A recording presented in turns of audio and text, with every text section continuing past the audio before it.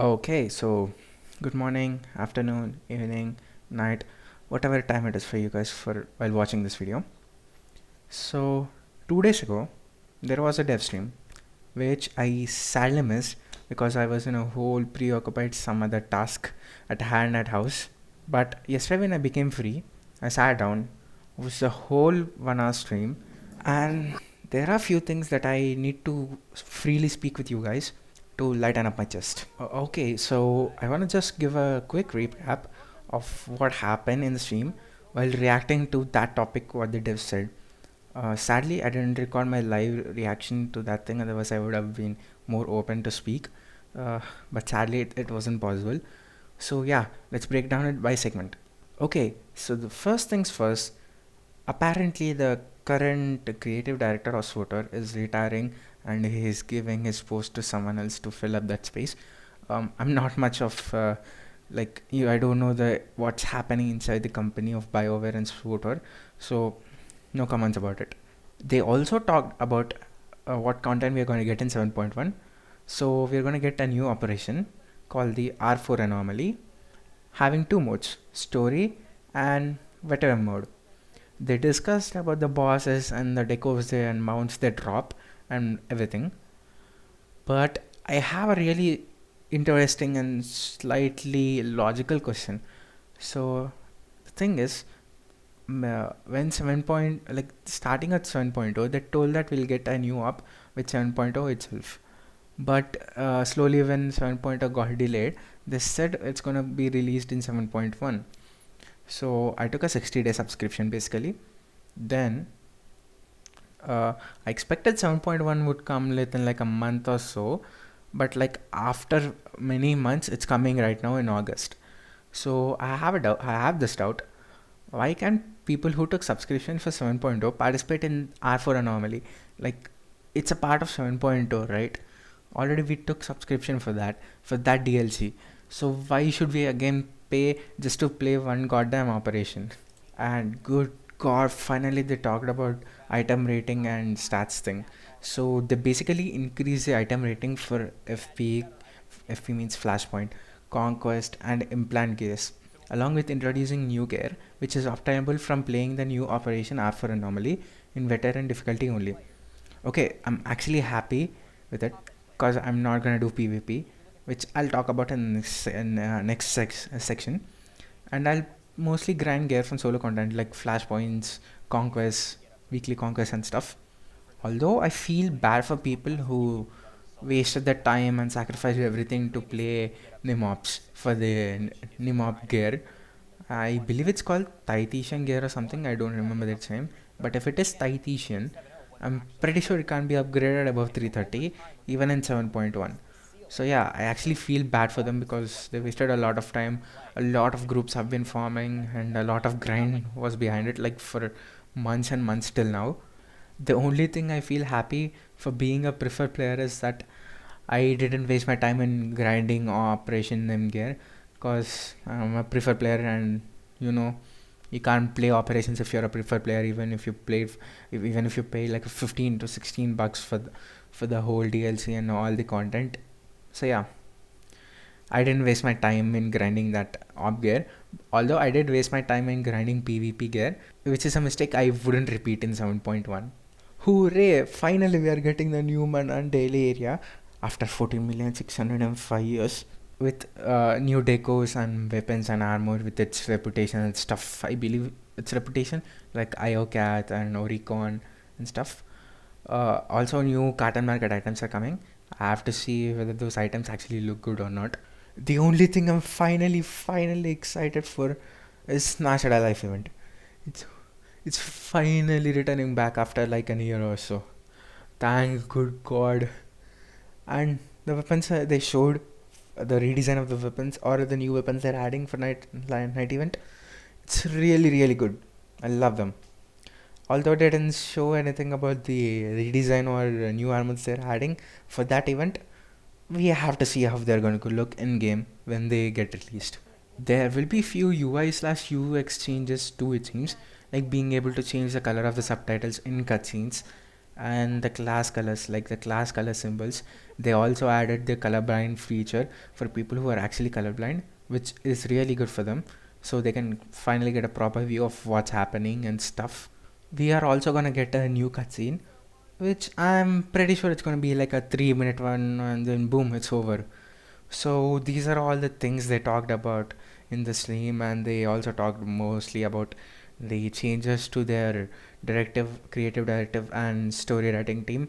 As I told you, I'm not a like professional in that kind of stuff, so I don't know what's gonna happen in future. I can't predict it properly because I'm not exposed to such kind of things, so I wouldn't even try to comment on that. Now, finally moving into more concerning things, which I'm really gonna rant and rampage about. Now I'm gonna rant about romances. We have so many characters to romance in the game, like Lana, Theron, Koth, Arkan, and many more. Heck, it was like if you romance Lana in Shadow of Raven, she is still loyal to you even after 5 years and has been looking for you to find the love of her life, which is revealed in Knights of the Fallen Empire. I actually made a video about it. And the romance did have an impact on the story dialogue options. But now in 7.0, we got absolutely no fucking romance with companions we are already engaged / or about to get married with. I mean, couldn't the devs and the creative team just make a romance cutscene for like a minute or two in 7.0? I seriously believe there wouldn't be any romance option in 7.12. I'm so fucking pissed at this point right now. Like, what the fuck? I started playing this game for the sole reason that I could marry Lana, and now not even a fucking 2-minute personal cutscene between her and Asami.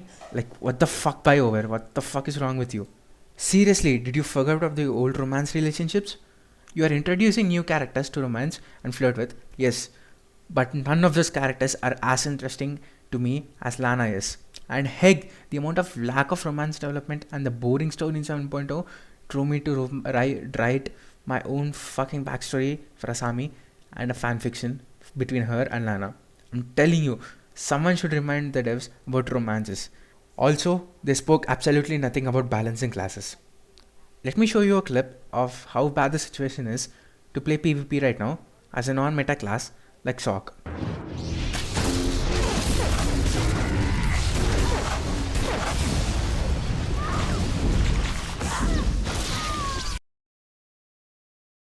Well, I wish good luck to PvPers who are considering to play PvP in 7.1. I mean, with such imbalances in classes, I don't know how many days that fun is gonna be, bros. I wish you good luck. That's it. And I wouldn't even be playing PvP anymore since I'm gonna get 330 gear from solo content like Conquest and Flashpoints. What's the reason in playing PvP which isn't fun? I mean, I will live tension free and stress free if I don't play PvP. The whole fun of having 16 different classes in the game is gone. To play and get good stuff properly right now, you must be a meta class player. Otherwise, it's pretty obvious you will be outperformed by every single other class. Like even in tanks and heals, you get outperformed if you're not a meta player. Also, they didn't even speak or even mention a tiny subatomic particle level about anything related to Galactic Seasons 3.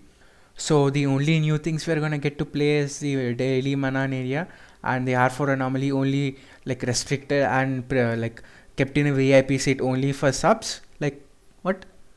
Okay, I'm finally speaking freely about this. The only things a preferred player gets over an free-to-play player is access to the DLCs like Knights of the Fallen Empire, Knights of the Eternal Throne, Jedi Under Siege, and 7.0, and that they can max their characters to level 80 and just one additional slot from what free-to-play players have.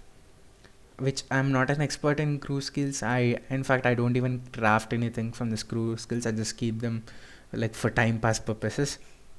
Preferred players have the same fucking credit cap as free-to-play players have. They have the same equipment authorization as free-to-play players have if you create a new character when you are a preferred player. And we can't even equip purple or gold gear if you didn't equip it when you're a sub. And heck, you can't even equip a new fucking tactical if you buy it when you buy it after your sub runs out. Also, I'm concerned with dev streams. After so much time, they finally did their dev stream, I wonder when the next one will be. As they said, it will be very soon. Devstream is like a thing the players and the developers can connect with. The place where players can finally know whether the devs are listening to the players or not. I hope they finally will make more dev streams to at least try to build back the trust they destroyed with the players with the release of 7.0. Okay, these are the major concerning things I wanted to really rant about. You guys might ask me what I did in 7.2 for fun. I did what was fun at that time, creating outfits slash space Barbie stuff. Cause that's the only thing I felt like was fun in 7.0. I in fact like the space Barbie stuff. I like dressing and creating my own outfit and kind of role playing with others and creating backstories too. I really like them. Also in the stream they revealed the code for getting Malgus's poster like the Hetacol one we got. The code is Lots Malgus. I'll be showing you the whole code with proper caps and stuff on the screen, so you won't get confused and stuff. I actually enjoyed creating new outfits and doing space Barbie stuff. In my definition, space Barbie stuff includes like role playing, creating new outfits, being a little goofy and joking about horny stuff and everything. Yeah, it was fun. I had fun in the chat because everyone was doing the same because there was nothing to do in 7.0. At this point, I'm just hoping for the best, and I hope this 7.1 story, what we're gonna get, is gonna be a little longer than a 3-minute cutscene and everything. And I am prepared for the worst because after 7.0, I am disappointed as hell regarding the story and the steps they took to connect with the players and everything, and especially with the regarding the classes and everything. So yeah, I hope for the best and I'm prepared for the worst.